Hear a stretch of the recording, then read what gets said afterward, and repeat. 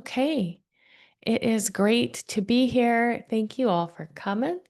Um, Today, I want to explore really what it is to be found when life strips away our identities and our roles and the attachments that once defined us. And we all have these roles, labels that we give ourselves, mother, father, wife, husband, brother, sister, all of those things. Then we have our professional titles, or I'm retired, or whatever that is. And we start to attach to those labels as though they are who we are. And then we also attach to things like, well, I'm kind, or I'm strong, or I'm, whatever those descriptions are, as a part of who we are at our core. But we are ever changing. And when we continue to attach to those identities, we miss the opportunity, rather, to create ourselves, to consciously choose who we want to be, and to explore the space of, I don't know who I am. I'm becoming something. So, sometimes we have something that shakes us up, the end of a relationship, or a career ending thing, or children grow up and move out, or there's just a season of change that sparks us to have to ask, who am I now? Who am I now? And this is such a powerful question, because if we don't ask it, what happens is that we are destined then to take those old identities from the past, and we just play them out on automatic pilot. And who we are now becomes the same version of us that we were before. But just in pausing to ask the question, we get to be like a snake shedding its skin. There's a point in every transformation when our old identity starts to feel too tight. It's like a snake skin that's outlived its usefulness, and shedding it isn't optional anymore. It's just part of growth. And when that skin falls away, though, here's what we resist. It leaves us raw and tender and feeling unprotected and unsure of what's next. But that little space before the new skin comes, when everything's a little raw, that's what we want to work towards embracing. So we could ask ourselves, like, what part of your identity is being shed right now? Maybe there's a label. Maybe there's a way of being that you had. Maybe you were impatient and you're shedding that. And what are you discovering about yourself as you're letting go of an old identity? Is it uncomfortable? Do you feel exposed? I want to look at this through the yogic lens. So in yoga, there's something called the five koshas. Now, kosha really means veils, but it's a framework that describes the five interconnected layers of the human experience. And it goes from the most physical to the most subtle. So if you imagine looking downward on top of a lampshade, but there are five lampshades, and the bulb in the middle is what we're aiming for. So we've got the outer one, and then we go innermost lampshades. It's like we're sitting in the middle and trying to look out through these veils. And as we move through them, as we shed some of them, we can actually see more clearly. And that's when we live in bliss. So the first veil, the outermost layer, is the Annamaya kosha. Now, Anna means food. And that just means the outermost sheath. It's the body that's made of food, sustained by food, and eventually returned to the earth. So it's actually like the real physicalness. It's where we have sensations, strength, pain, aging, hunger, fatigue. It's like our posture, our skin, our muscles, and our bones. So it's the most gross form of energy. So when you feel energized after a good night's sleep, or sore after a workout, this is Annamaya kosha speaking. And if someone identifies heavily with their body image, like I'm fat, or I'm strong, or I'm aging, They're merged with this layer. And we can get stuck in that layer, and then our experience is kind of shallow.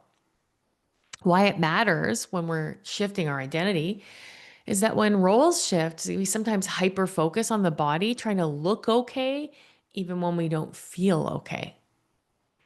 It's interesting, when things fall apart in my life, I'll go to like making sure my house is really clean. It's always clean, but I get like obsessive about it. And, and then like think a little bit more about what I'm putting on to wear or whatever. We get kind of pulled back into that sort of more rudimentary realm. Now, the second layer, the second sheath, veil, or lampshade is the word I was looking for, is prana maya kosha. Now, prana means life force or breath. And this is the sheath of energy that animates the body. So think about like all your muscles and bones, that's the meat suit. And prana is the energy that moves everything, that allows us to be a living being. So it's like heartbeat and subtle vibrations. And we experience it as breath patterns, like shallow or anxious or deep and calm, or the sensation of being really charged up and having a lot of energy or feeling depleted, energy flowing, or energy blocked in the body. So the real life example is like right before a difficult conversation, maybe your breath gets shallow or your heart races, and that's pranamaya kosha reacting. After a yoga class or a walk in nature, you feel alive again. That's energy moving freely. That's pranamaya kosha. Now, whenever we have like grief or upheaval, this kosha is often dysregulated. And practices like breath control or conscious movement can help us restore that energetic balance and help you feel connected to something greater than the immediate circumstances. So Annamaya kosha, the body, and then we get into the subtle energy. And then the third lampshade, if you will, is Manamaya kosha. And that's the mental or emotional body. Mana means mind. This sheath, this veil, this governs our thoughts, our emotions, and the reactive mind. It's like your inner narrator, that tape that plays around in your head, the dialogue that goes on that judges and compares and worries or plans.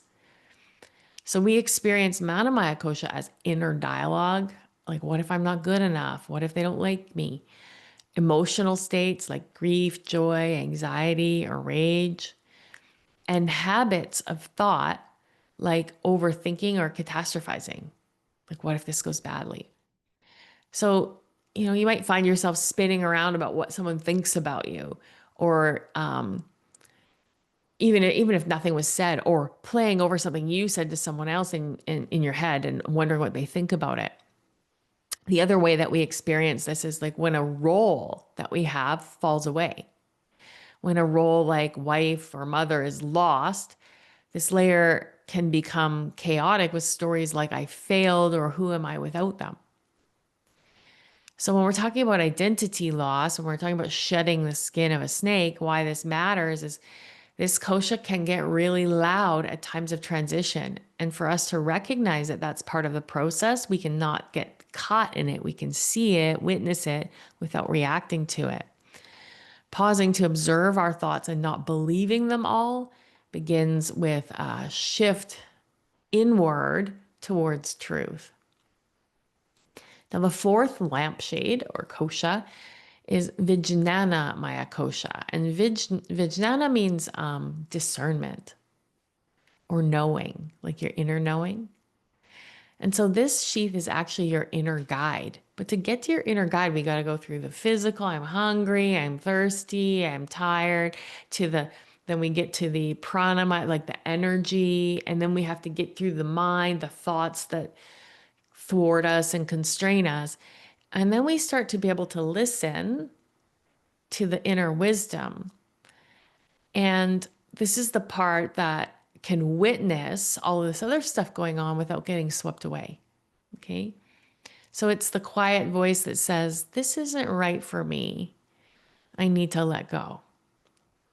Even if it's hard, or moments of like a gut knowing. or even the space in between stimulus and response. So if you're in emotional pain, but something in you knows that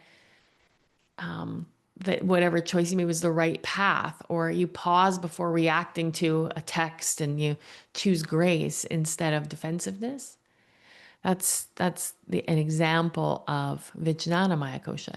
Now, this kosha offers guidance when the world feels shaky. And this is where we want to go inward a little bit and get into that observer mode. It's the part of you that knows even when your mind and emotions are spinning. And if we can watch our mind and emotions spinning and watch what the body's doing, then we know we're not actually those things. If we can watch it, we're not those things. And so we can start to let go of the identity of those things and start to create who we are. Lastly, we have the Anandamaya Kosha, which is the bliss body. And Ananda means bliss, not pleasure, bliss, but like deep inner peace. It's the innermost sheath or lampshade, and it's the radiant stillness at the center of your being. And it's not dependent on external conditions. Things could be totally chaos around you, and you can tap into that space if you can get through the other lampshades, veils. So it's a deep sense of I'm okay, even in uncertainty, or the feeling of oneness during meditation. It's like awe or flow, or a silent joy that arises without seeming cause, like nothing seems to happen. It's like maybe you're watching the sunset and you suddenly feel at home in yourself, or a moment of surrender when you let go and peace rushes in unexpectedly. Or the quiet knowing that you're enough and there's nothing to fix or prove. And it matters when we're going through identity loss because this is what we return to when everything else is stripped away. You're not the role, you're not the story, you're the stillness beneath it all. So, just like the lotus grows through mud, we talked about no mud, no lotus last week, and then it grows through water and finally emerges into the light. We journey through those layers. The mud is the Annamaya and Manamaya kosha. Then the water is the Pranamaya and Vijnanamaya kosha, and the blossom is when we get to the bliss, the truth, your essence. So when we lose an identity, it's often because that outer petal has fallen away, but the core always remains whole. When we spend too much of our lives identifying with the outer layers, our roles, our labels, our accomplishments, our responsibilities, we can get stuck. But when they fall away, we're invited inward. So this journey inward has to have a letting go, a falling away. And that's what we resist. We want everything to stay where it is and be comfortable. And unfortunately, or fortunately, however you want to think about it, we have to be challenged to drop all of those protective labels in order to grow to the next level within ourselves. So, a couple of questions are like, who are you when no one's watching, when no one needs anything from you? Who are you when no one's watching? No one needs anything from you. And if you couldn't use your job title or your relationship status or family role, how would you describe who you are? Right now I'm walking through this pathway of like, my kids have grown up and I'm like, I used to be, like I'm their mom and now they're very much adults living on their own. I used to be a wife and I used to be a partner to someone and all of that's falling away. And I'm looking at who was I before I took on those identities of what other people expected of me. And what parts of me are asking to be remembered or reclaimed right now? So let's meditate and see if we can bring forth this concept in a visualization, meditation. We'll set yourself up and set your spine up nice and tall. Draw your jawbone back and close your eyes.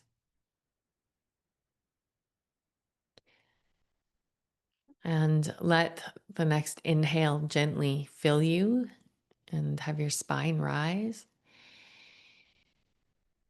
And let your exhale soften you. Feel your shoulders relax. Again, inhale to fill up with life force. And exhale, a conscious practice of letting go. Just tune into your breath for a few more rounds.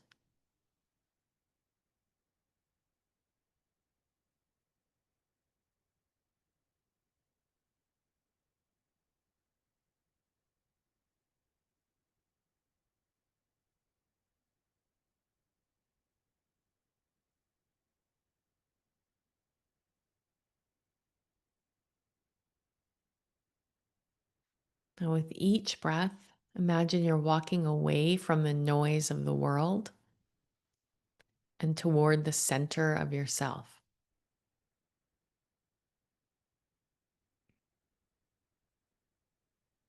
So turn your attention inward.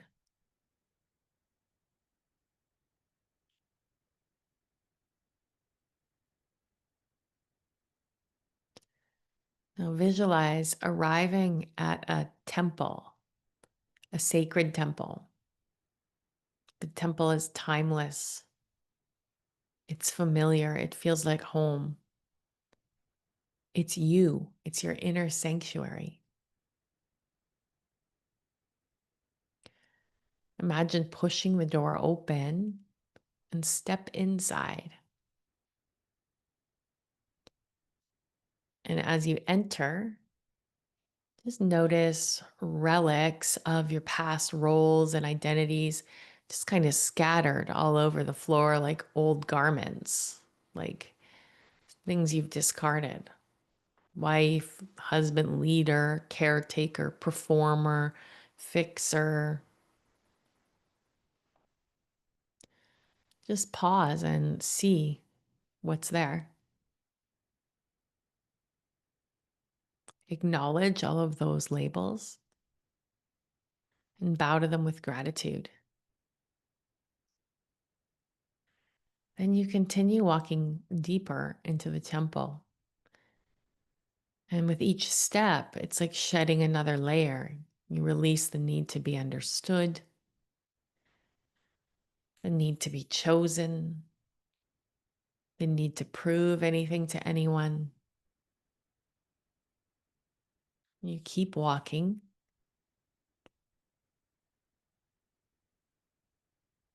and eventually you arrive at the center of the temple where a soft glow welcomes you. There's a mirror here. You walk toward it and gaze into it.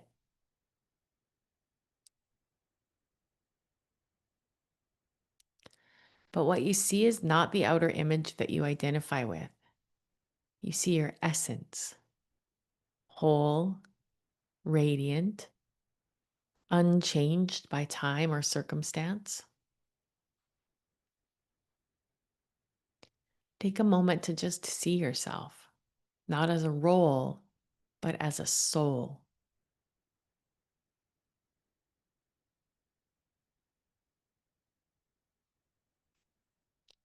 What color, light, word, or energy do you experience?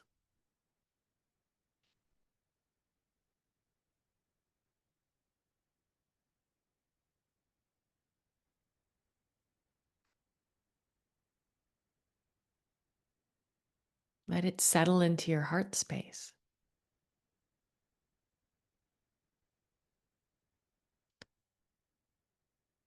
Let this be your new home, this inner realm.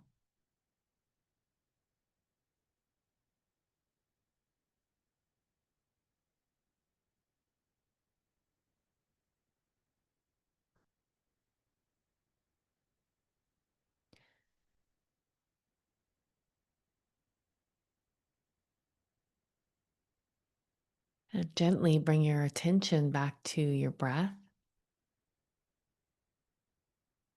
and expand your breath outward.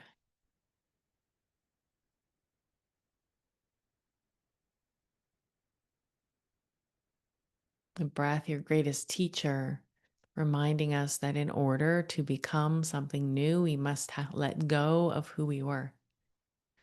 In order to return to this peaceful state within, we have to let go of those outer layers.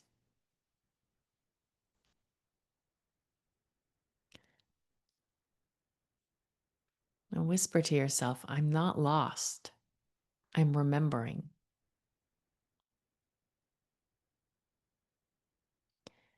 I'm not broken. I'm becoming.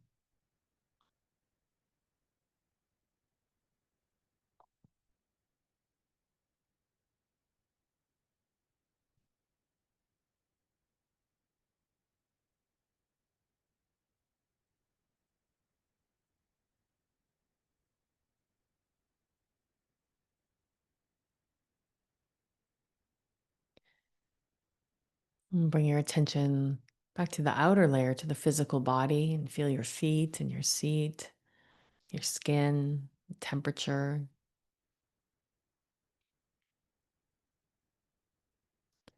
And take a really deep, full breath in through your nose. And a big sigh out your mouth.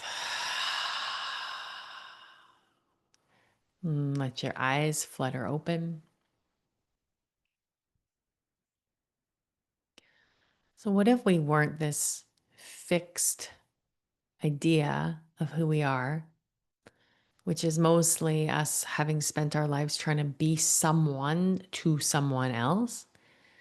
But the most powerful homecoming happens when we stop chasing the roles and start just claiming our truth. So, a couple of questions that come to mind are, what would be possible if you allowed yourself to be fully found by your own soul? And whatever you're going through, I know that each of you is going through something right now, some kind of loss, likely.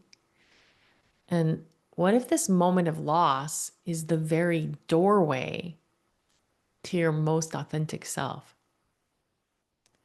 Like what if the loss is actually a redirection towards home, towards your authentic self?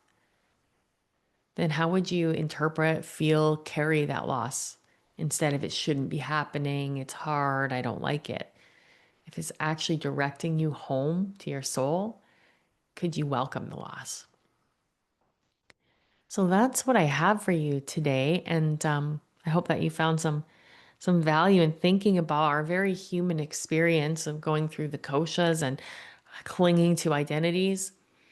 I wanted to bring a framework for dealing with loss that can help you see the body react, the energy get dysregulated, the mind spinning, and then to recognize, oh, but I'm not those things. I'm not those things. And if I turn inward, I could keep walking towards bliss. But if I stay connected to those outer realms, I'm looking outward and managing those outer layers all the time. We all have the opportunity to keep walking inward, even when we don't feel like it. So I'm so happy and grateful to have all of you here this morning. As always, this is always a reflection for me too. Like whatever I'm going through in my life, this is what you're getting. The teachings are reflective of whatever is happening for me, and my hope is that they're relevant for you. And I'd love to open it up if anyone has anything that they'd like to share around this morning, or